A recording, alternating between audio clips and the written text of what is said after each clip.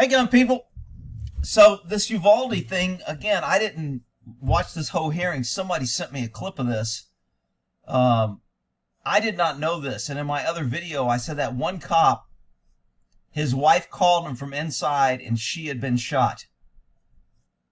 And I was like, how can a guy not go in when his wife's shot? And a lot of people were saying, man, he tried to go in and they disarmed him. And I was like, no way they would disarm some cop and he couldn't keep his gun and say, get the hell off me.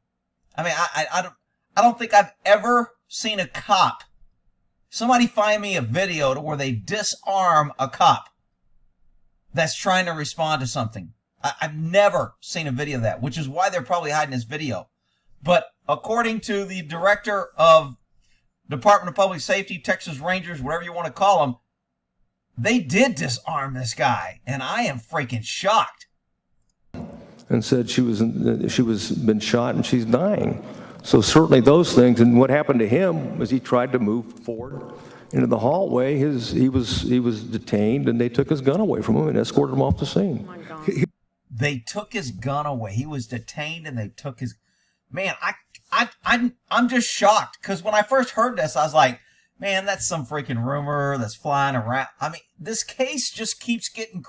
So, not only did 19 cops not want to go in and cowards, you had one man there trying to go in and save his life, risking his own life, and they stopped and disarmed him. And they stopped the parent and handcuffed her. And now all I'm hearing is rules on new gun laws to take guns away from good people. Man, government is, it's just amazing. So I'm not sure who took his gun or who he let, but there's a penal code section in Texas called 38.14 of the Texas Penal Code. Taking or attempting to take a weapon from a law enforcement officer. It's a felony. Penal code occurs when a person intentionally or knowingly with force takes or attempts to take from a peace officer, federal investigator, employee, official, parole officer, etc. Wow. So, once again, more updates. Oh, they also relieved, let me cover that. So, Uvalde School Police Chief is suspended after weeks of brewing anger over the botched freaking raid from CNN.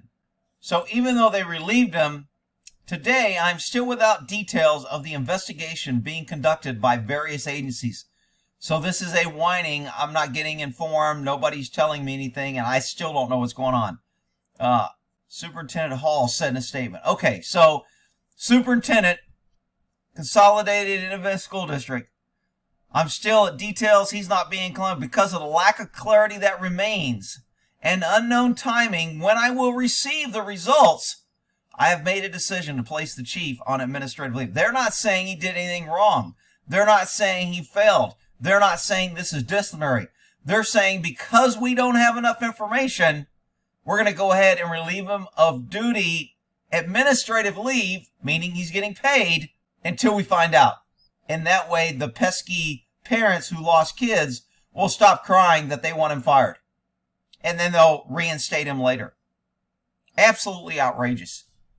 Man, this case is the weirdest, oddest case of failure that I've ever seen in my entire life. I mean, look, government screws up all the time, but this thing is just so many levels. All right, we'll end it there. Try to keep you updated.